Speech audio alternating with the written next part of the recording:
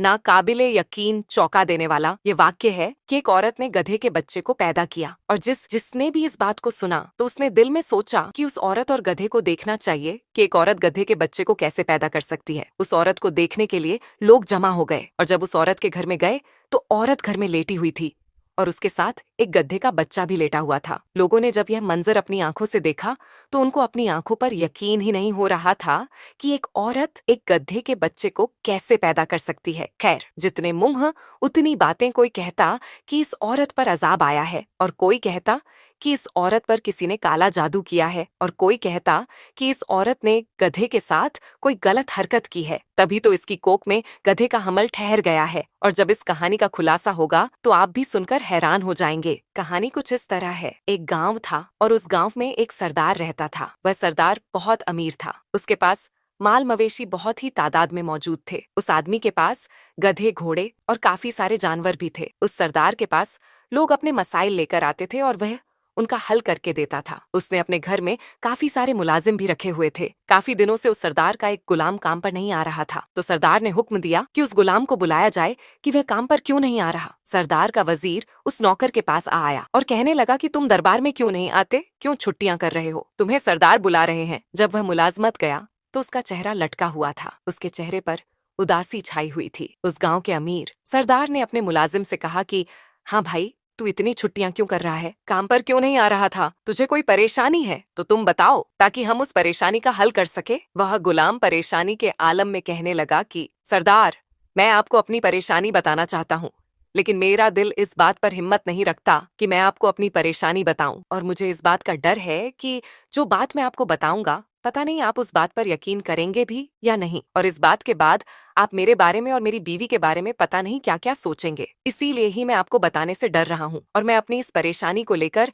अंदर ही अंदर घुटा जा रहा हूँ और गांव में आसपास मोहल्लों में मेरी पूरी बदनामी हो रही है और यह बात मुझसे बर्दाश्त नहीं हो रही। वह सरदार कहने लगा कि पूरे मोहल्ले में, पूरे शहर में तुम्हारी बदनामी हो रही है और हमें इस बात का पता नहीं है। अगर तुम हमें अपनी बात नहीं बताओगे तो हम तुम्हारी इस मसले का हल कैसे करेंगे। वह मुलाजिम रोकर कहने लगा कि ऐ सरदार, मैं लुट गया, बर्बाद हो गया, मेरी हलक से यह बात बाहर नहीं निकल रही। सरदार कहने लगा कि इतनी पहेलियां क्यों बुझा रहे हो, साफ साफ मुझे बात बताओ, मुझे परेशानी हो रही है। वह मुलाजिम कहता है कि ए सरदार, मेरे घर 3 दिन पहले एक बच्चा पैदा हुआ है। ये बात सुनते ही वह सरदार कहता है कि यह तो बहुत ही खुशी की बात है कि तुम्हारी बीवी ने एक बच्चे को पैदा किया है। वह मुलाजिम कहने लगा कि बात यह नहीं कि मेरे घर में बच्चा पैदा हुआ है, बात तो ये है और दुख की यह बात है कि मेरी बीवी ने एक गधे के बच्चे को पैदा किया है। इस बात पर मेरी बदनामी पूरे मोहल्ले में हो रही है।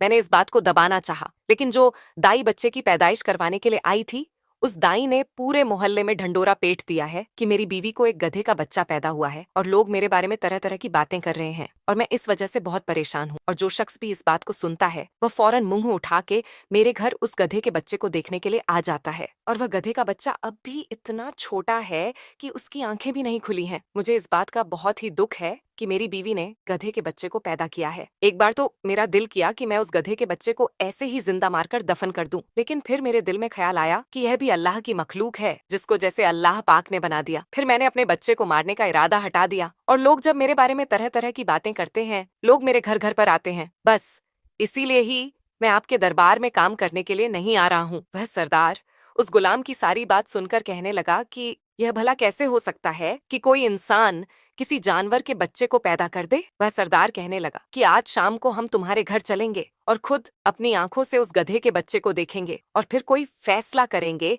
कि इस बारे में क्या करना है। शाम को वह मुलाजिम सरदार को लेकर अपने घर आ जाता है और घर आकर अपनी बीवी को कहता है कि हमारे घर सरदार आए हैं, उठकर बैठ जाओ। उसकी बीवी उठकर बैठ जाती है और उसकी गोद में वह गधे का बच्चा होता है। उस सरदार ने जब गधे के बच्चे को देखा तो वह हैरान हो गया कि यह तो वाकया ही एक गधे का बच्चा है। वह सरदार बिना कोई फैसला किए, बिना कोई बात कहे वापस चला आता है। वह सरदार अपने घर चला गया और घर में अपने वजीर के साथ बैठकर बात करने लगा। सरदार कहने लगा कि अगर इस शख्स के ऊपर कोई अजाब आया है तो इसने कौन सा गुनाह किया है, उस गुनाह का पता होना चाहिए ताकि हम सबको बता सके। अगर ये किसी गुनाह की वजह से ऐसा हुआ है तो उस गुलाम से बात करनी चाहिए। अगर नहीं करते हैं तो ऐसा गुनाह अगर किसी और ने कर दिया और 1-2 बच्चे और ऐसे पैदा हो गए तो हम अपने साथ वाले लोगों को क्या कहेंगे कि जो हमारे गांव के आसपास शहर हैं उन सरदारों को हम क्या कहेंगे कि हमारे गांव में ये बच्चे पैदा हो रहे हैं? वह लोग हमारी और औरतों के बारे में तरह तरह की बातें करेंगे कि हमारे गांव की औरतें सही नहीं हैं और हमारी बदनामी होगी। वजीर कहने लगा कि आप कल सुबह उस गुलाम को बुलाकर उससे और मालूमात लीजिए। अगले दिन उस अमीर सरदार ने उस मुलाजिम को अपने दरबार में बुलाया और उसे भरी महफिल में कहा कि जो सवाल मैं तुमसे पूछूंगा वह असूल और अदब के खिलाफ हैं और तुम्हें उन सवालों के जवाब देने होंगे। ये बातें पूछना मेरे लिए बहुत ही जरूरी है। तुमने कोई भी बात मुझसे छुपानी नहीं है। ऐसी कोई भी बात जिस पर तुम्हें अपनी बीवी के ऊपर शक हो, वह छोटी से छोटी बात भी तुमने हमें बतानी है। वह मुलाजिम कहने लगा, ए सरदार, मेरी बीवी बहुत अच्छी है, इज्जत वाली है, पाक दामन है। हम दोनों ने अपनी पसंद की शादी की थी और हम दोनों एक दूसरे से बहुत मोहब्बत करते हैं और मैं यह बात यकीन से कह सकता हूँ कि मेरी बीवी किसी गैर मर्द के ऊपर अपनी गंदी नजर नहीं डाल सकती। फिर किसी जानवर के साथ ताल्लुकौत बनाना, ये तो नामुमकिन सी बात है। मेरी बीवी बिल्कुल भी ऐसी नहीं है। इतना यकीन होने के बाद मैं अपनी बीवी के बारे में ऐसे कैसे सोच सकता हूँ? मेरी बीवी बिल्कुल भी ऐसी नहीं है। वह सरदार जब यह बात सुनता है तो खामोश हो जाता है और कहता है कि इस बात का फैसला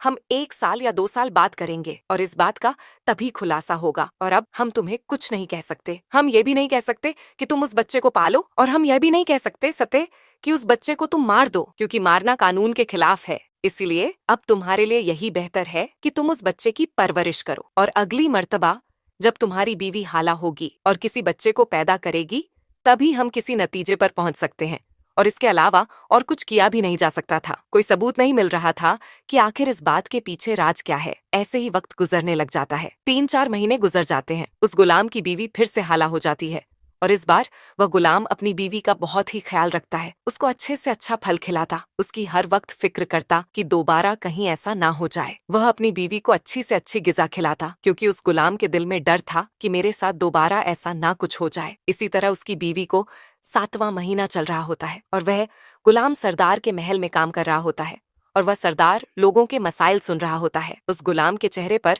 उस दिन बहुत ज्यादा परेशानी थी। सरदार जब अपने काम से फारिग हुआ तो उस गुलाम से कहने लगा कि क्या बात है, आज तुम परेशान लग रहे हो। वह गुलाम परेशानी के आलम में कहने लगा कि आज मैं रात को सो रहा था और सुबह 4 बजे का ही वक्त था। मैंने अपने ख्वाब में देखा कि काफी सारे कुत्ते हैं जो मेरे पीछे भाग रहे हैं और भौंक रहे हैं। मैं उन कुत्तों को अपने आप से दूर करने की कोशिश कर रहा था, लेकिन वह कुत्ते उतने ही मेरे करीब आ रहे थे। मैं उन कुत्तों से अपनी जान छुड़वाने की कोशिश करता, लेकिन मैं जितनी कोशिश करता वह कुत्ते उतने ही मेरे करीब आकर भौंकने लग जाते। मैंने उन कुत्तों से अपनी जान छुड़वाने की पूरी कोशिश की, लेकिन वह कुत्ते भौंकते हुए मेरे ऊपर चढ़ गए, मेरे कपड़े फाड़ने लगे और मुझे नोचने लगे। मैं दर्द से चीख पुकार कर रहा था और उसी चीख पुकार में मेरी आंख खुल गई। मैं जब उठा तो मैंने देखा कि मैं तो यह ख्वाब देख रहा था। मैंने जब वक्त देखा तो सुबह के 4 बज रहे थे और मैंने सुना है कि जब सुबह के वक्त कोई ख्वाब आता है तो सच हो जाता है। मैं इस ख्वाब से बहुत ज्यादा परेशान हूँ और मेरी बीवी भी हाला है। उसको 7वां महीना चल रहा है और मैं अपनी बीवी को लेकर भी काफी परेशान रहता हूँ और इसीलिए ही आज मैं परेशान हूँ। सरदार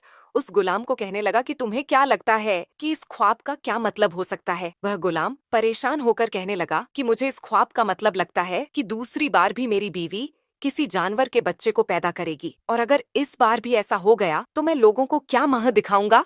सरदार अपने गुलाम को दिलासा देने लगा कि तुम परेशान मत हो, ऐसा मत सोचो, ख्वाब तो ख्वाब होते हैं। तुम अल्लाह ताला से दुआ किया करो और अपनी बीवी को भी कहो कि अल्लाह ताला से दुआ किया करें और लोगों की बातों पर ध्यान ना दिया करें। और दूसरी बात यह कि इस बार जब तुम्हारी बीवी के बच्चे की पैदाइश होगी तो उस वक्त तुम मेरे पास आना। मैं अपने दरबार में से एक खातून को साथ भेजूंगा जो बच्चे की पैदाइश के वक्त उस दाई के साथ होगी और उस औरत को वहां पर भेजने का यही मकसद होगा कि उस वक्त वहां पर जो कुछ भी होगा वह औरत हमें सारी मालूमात दे सके। यह बात समझाकर वह सरदार अपने गुलाम को घर वापस भेज देता है और आखिरकार वह दिन भी आ जाता है जिस दिन उस बच्चे की पैदाइश नहीं होती है। वह गुलाम सरदार के पास आकर कहता है कि सरदार, मुझे दाई कह रही है कि आज रात को मेरे घर किसी बच्चे की पैदाइश हो जाएगी और आप मेरे साथ जिस औरत को भी भेजना चाहते हैं भेज दें। वह सरदार अपने महल में से एक खातून को उस गुलाम के साथ भेज देता है। वह गुलाम जाकर दाई को कहता है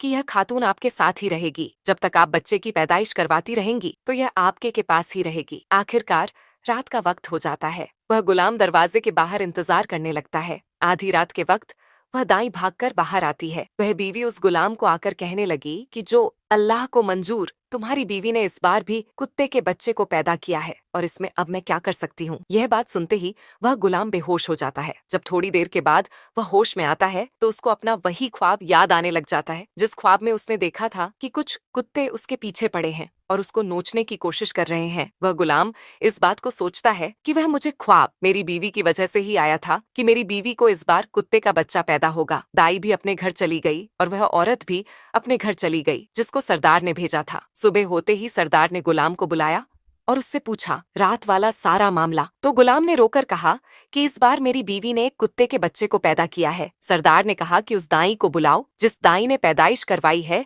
उस दाई को भी बुलाया गया। सरदार ने उस दाई से कहा कि रात को जो कुछ भी हुआ सारा मामला मेरे सामने रखो और हमने जो रात को तुम्हारे साथ औरत भेजी थी उसने हमें सब कुछ सच सच बता दिया है। जब दाई ने यह बात सुनी तो दाई के पसीने छूटने लगे। ऐसे लग रहा था कि जैसे दाई कुछ न कुछ जरूर छुपा रही हो। शायद कोई ऐसा मामला हुआ हो जो पहले गधे का बच्चा और अब कुत्ते का बच्चा, कोई ऐसा राज जरूर था जो अब खुलने के लिए जा रहा था। सरदार ने गुलाम की बीवी को भी बुलाया और उसे कहा कि सब सच सच बता दो। अगर तुमने सच सच कुछ ना बताया तो तुम्हें काल कोठली में डाल दिया जाएगा। सरदार सारी बात को समझ चुका था लेकिन वह उस औरत के मुंह से सुनना चाहता था कि यह गधे के बच्चे का राज क्या है। वह औरत कहने लगी कि मैं सब कुछ सच सच बताती हूँ। कहने लगी मेरी और मेरी मियां की शादी पसंद की हुई थी। मैं अंग्रेजों के मजहब से ताल्लुक रखती हूँ और मैं एक अंग्रेज हूँ। मेरा शौहर मुसलमान है और मैं शहर की रहने वाली हूँ, शहर की आदी हूँ। उस वक्त तो मुझे इस इंसान से मोहब्बत हो गई और मैं शादी करके इसके गाँव में आ गई। पहले पहले तो मुझे मेरे शौहर से मोहब्बत थी लेकिन जब मैं आहिस्ता आहिस्ता रहने लगी, गांव का रहन सहन देखा तो मुझे यहाँ पर कुछ अच्छा नहीं लग रहा था। मैं अब अपने शौहर से जान छुड़ाकर वापस शहर जाना चाहती थी और अपनी शहर वाली जिंदगी जीना चाहती थी। मैं चाहती थी कि कुछ ऐसा हो जाए